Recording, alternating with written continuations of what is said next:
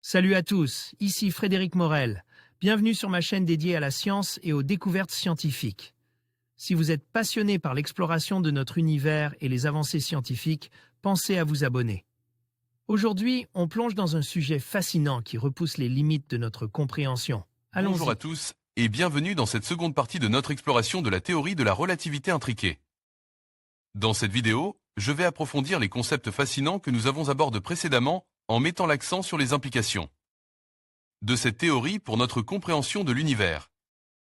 Nous allons discuter des idées clés, des expériences qui l'ont validée et comment elles pourraient transformer notre vision de la physique moderne. Restez avec moi pour découvrir ensemble les mystères que recèle cette théorie révolutionnaire. Dans cette seconde partie d'une exposition de la théorie de la relativité intriquée, Futura se tourne vers le chercheur qui l'a proposé, Olivier Minasoli, et qui a bien voulu répondre à nos questions. C'est un astrophysicien relativiste, membre du laboratoire Artemis de l'Observatoire de la Côte d'Azur, laboratoire très impliqué dans la détection des ondes gravitationnelles. L'exploration de cette théorie ne fait que débuter, mais on peut déjà la présenter comme un exemple particulier des théories dites tenseurs scalaires proposés pour aller au-delà de la théorie de la relativité générale d'Einstein. Les tentatives pour dépasser les équations de la théorie de la relativité générale sont presque aussi anciennes que la théorie relativiste de la gravitation que Einstein a publié à la fin de l'année 1915 dans sa forme finale.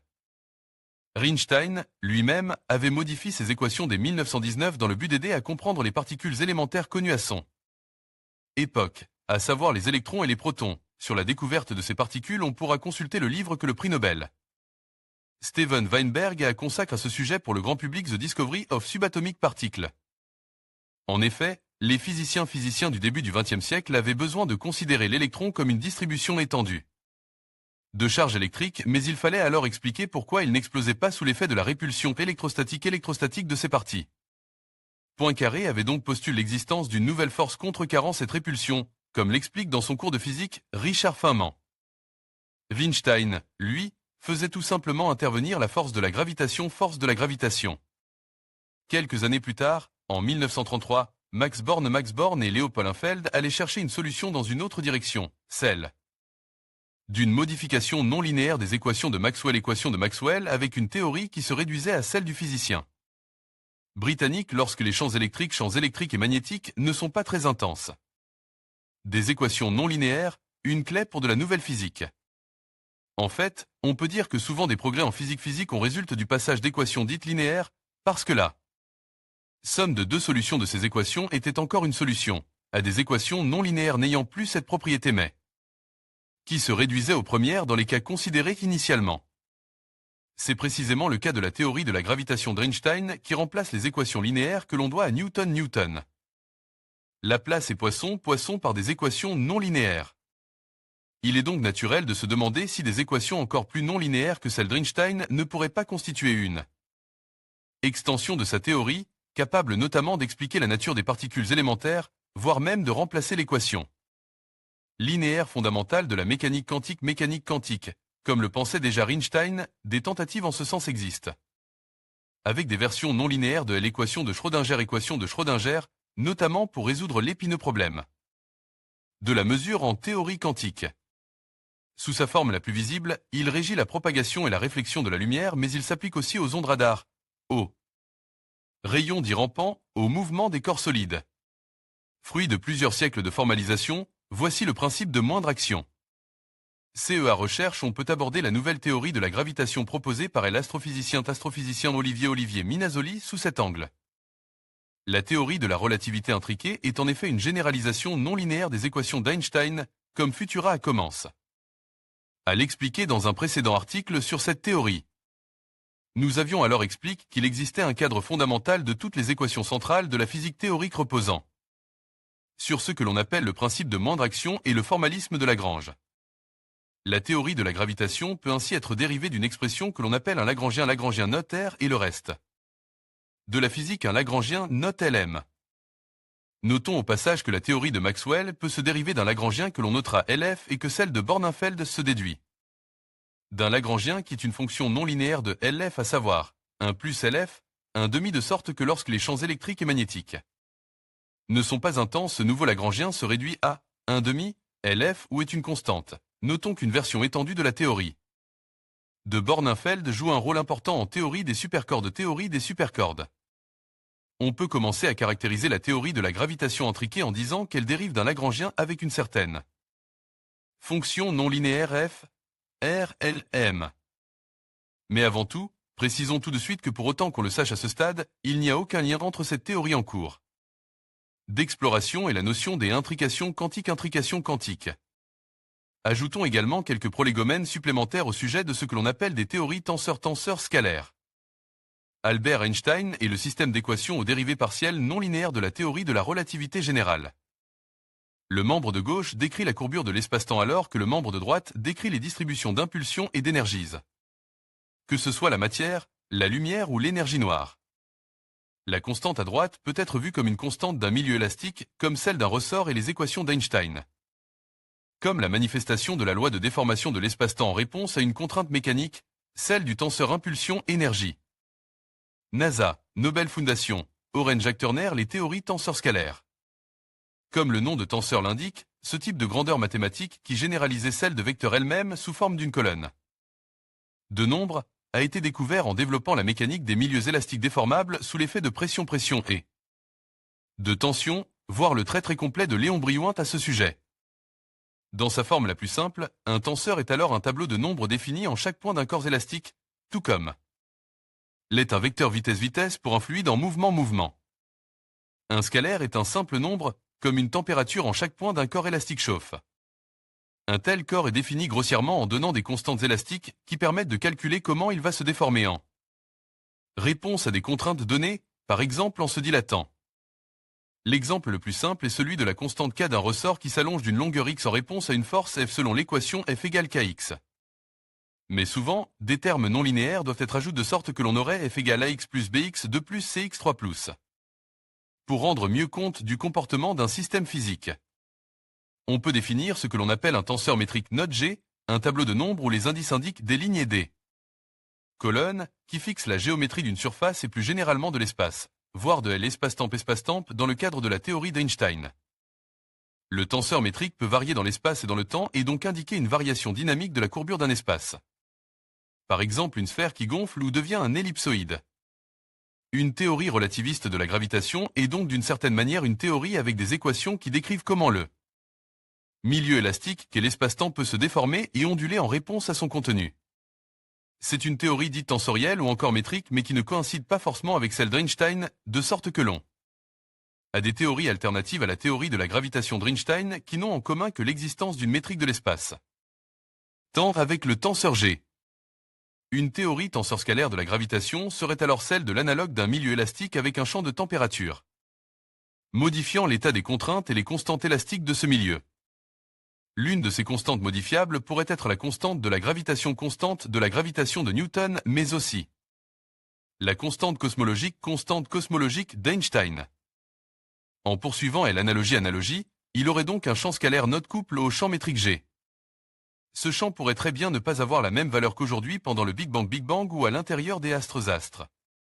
Très dense comme une étoile à neutrons, de sorte que les manifestations de la physique de l'espace-temps selon la valeur de serait aussi différente que celle d'une roche à basse température ou sous forme de lave pâteuse, ou encore aussi différente que lorsqu'un métal est supraconducteur ou cesse de l'être. Pour en savoir plus, nous nous sommes tournés vers Olivier Minasoli qui a bien voulu répondre à nos questions. Chercheur en astrophysique relativiste, Olivier Minasoli a notamment travaillé pour la NASA au JPL, Jet Propulsion Laboratory, à Pasadena, en Californie, aux États-Unis. Olivier Minasoli Futura. L'une des qualités que vous mettez en avant pour présenter la théorie de la relativité intriquée c'est qu'elle fournit une illustration concrète du principe de Mach. Olivier Minasoli. Absolument, mais il est nécessaire de donner quelques précisions à ce sujet. Tout d'abord, c'est à Einstein que l'on doit essentiellement ce nom en référence à des idées exposées par Ernst Mach au XIXe siècle. Un physicien autrichien dont les écrits, comme celui portant sur le développement historique de la science de la mécanique, ont beaucoup influence le père de la théorie de la relativité. Mais Mach lui-même n'a pas proposé de théorie bien précise et on peut se poser la question de savoir ce qu'il avait vraiment en tête. Et si cela correspondait bien à ce qu'Einstein a appelé le principe de Mach. À sa suite, Il y a d'ailleurs eu des dizaines de formulations différentes de ce principe, comme on peut s'en convaincre en lisant tel ouvrage édité par le physicien britannique Julian Barbour, Mackey's Principle, From Newton's Bucket to Quantum Gravity. Il faut donc bien déterminer de quoi on parle dans toute discussion à ce sujet. Futura, que entendez-vous donc par principe de Mach? Olivier Minazoli, tout simplement ce qu'en a dit Einstein lui-même à plusieurs reprises et notamment en réponse à un journaliste. Lors de sa première visite aux États-Unis en 1921, on croyait auparavant que si toute matière de l'univers disparaissait, l'espace et le temps, eux, continueraient d'exister. Alors que selon la théorie de la relativité, ils disparaissent aussi. On connaît aussi de lui une déclaration plus technique. Selon mon opinion, la théorie de la relativité générale est un système satisfaisant s'il montre que les qualités physiques de l'espace sont complètement déterminées par la seule matière. Pour cette raison, aucun champ G ne peut exister, c'est-à-dire aucun continuum d'espace-temps, sans la matière qui le générait. Avec la théorie d'Einstein, la physique connue repose sur la somme de deux Lagrangiens, R pour la gravitation et Lm pour la matière. Et en fait, toutes les autres particules et forces du modèle standard. Le Lagrangien total de l'univers, L, pourrait donc s'écrire pour faire simple sous la forme L égale R plus Lm, mais dans le cas de la théorie de la relativité intriquée, la géométrie de l'espace-temps ne peut plus exister sans l'existence d'un contenu, que ce soit un champ électromagnétique, champ électromagnétique, des neutrinos ou le champ du boson de Bro-Angler-Higgs. La nouvelle théorie va beaucoup plus loin, pour paraphraser John Wheeler, que d'avoir la géométrie de l'espace-temps qui est fixée par son contenu et cette géométrie qui dit elle-même au corps matériel ou aux rayons lumineux comment se mouvoir. En effet, le nouveau Lagrangien du monde s'écrit L égale L de mètre R et on voit donc clairement que si Lm est nul alors L est aussi E. La théorie ne peut même plus être définie.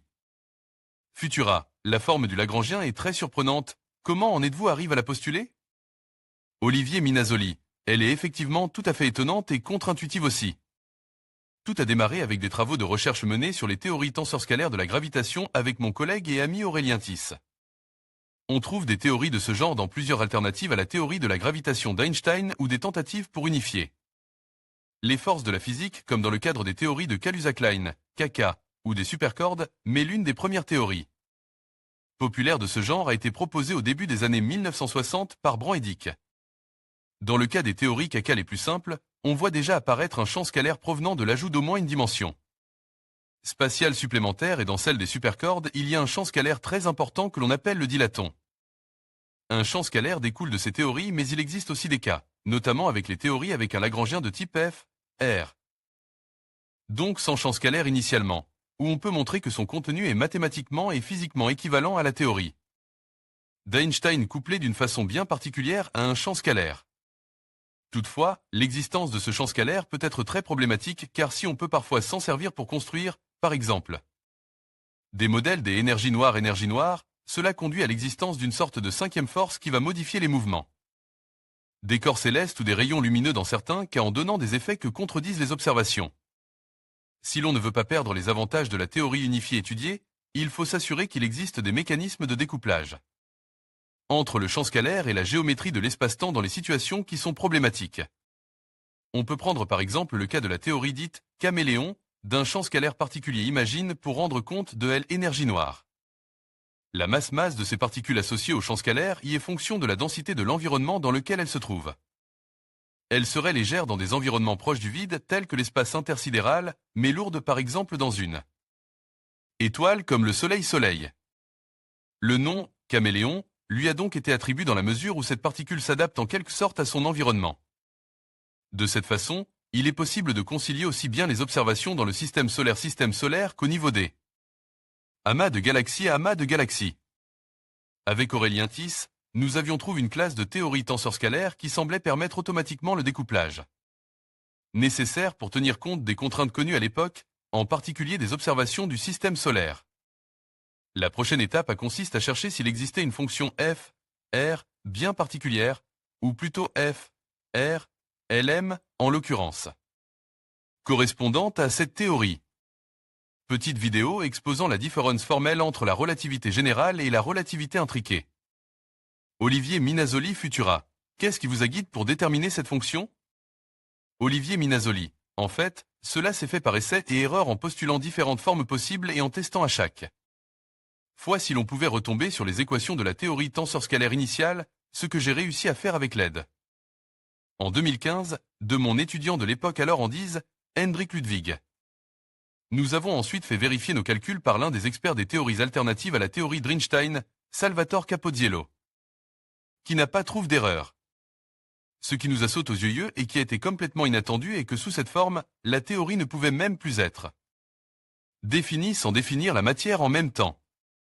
D'ailleurs, les deux formes, F, R, Lm, d'une part et tenseur scalaire d'autre part, ne sont équivalentes que si l'on impose à la matière d'exister dans la définition des deux théories. Comme je l'explique dans un communiqué du laboratoire Artemis, CNRSUCAOCA, c'est ensuite, en 2021, qu'avec deux étudiants, Denis Aruga et Olivier Roussel, l'idée nous est venue de baptiser cette nouvelle théorie du nom de théorie de la relativité intriquée. Car, par construction, matière et courbure de l'espace-temps y sont inséparables. Futura, comme Karl Popper la bien montre, une théorie scientifique doit faire des prédictions ou des postdictions, peu importe, que l'on puisse comparer à l'expérience et qui permettent si ce n'est de réfuter en bloc la théorie, ce qui est bien sur l'idéal à chercher à atteindre, de montrer qu'il y a très probablement au moins quelque chose de faux à réviser sérieusement. Qu'en est-il pour la théorie de la relativité intriquée? Olivier Minazoli. Jusqu'à présent la théorie passe les tests dans le système solaire en régime de champ faible où elle redonne les effets de la théorie de la relativité générale d'Einstein, eux-mêmes corrections mineures aux équations des mouvements des planètes, déduites de la théorie de Newton. Par contre, nous avons montré que la théorie a des conséquences intéressantes, et peut être mesurable pour l'étoile à neutrons, les trous noirs et la cosmologie, mais il s'agit encore de travaux en cours avec des résultats préliminaires. Il est donc encore tout à fait possible que la théorie ne sera pas aussi efficace que la relativité générale pour expliquer les observations dans leur ensemble de notre univers. D'autres travaux sur des théories voisines semblent en revanche indiquer qu'il ne devrait pas non plus y avoir de modification de la forme des ondes gravitationnelles en ce qui concerne les trous noirs binaires. Il pourrait peut-être en être autrement pour les binaires d'étoiles à neutrons, mais dans ce cas il y a une dégénérescence potentielle entre l'incertitude sur les équations des états de la matière constituant les étoiles à neutrons et les différences engendrées par différentes théories relativistes. Futura. Il y a donc bien des prédictions nouvelles qui montrent des écarts avec celles de la théorie de la relativité générale, voire d'autres théories tenseur scalaire? Olivier Minazoli. Oui, il y a des raisons de penser que lorsque la densité de matière devient importante, la gravitation pourrait devenir répulsive, ce qui pourrait aussi bien supprimer les singularités au cœur des trous noirs de la relativité générale que conduire naturellement à une phase d'inflation pendant le Big Bang. Si cette phase d'inflation avec une expansion très rapide de l'espace mais transitoire a été suffisante, elle permettrait de résoudre certaines énigmes en cosmologie. Mais cela reste à être démontré. Le Lagrangien de la théorie de la relativité intriquée est similaire dans une certaine limite à celui d'une certaine forme approximative de la théorie des cordes à basse énergie, avec un dilaton comme champ scalaire. On connaît des solutions de cette théorie effective qui sont les équivalentes des trous noirs charges de la relativité générale avec un dilaton. Avec un étudiant en dise, Edison Santos, nous avons donc pu montrer rapidement que dans la limite où la charge de ces trous noirs devenait négligeable, on retombait sur la solution de Schwarzschild classique, qui est donc une solution approximative de la théorie de la relativité intriquée.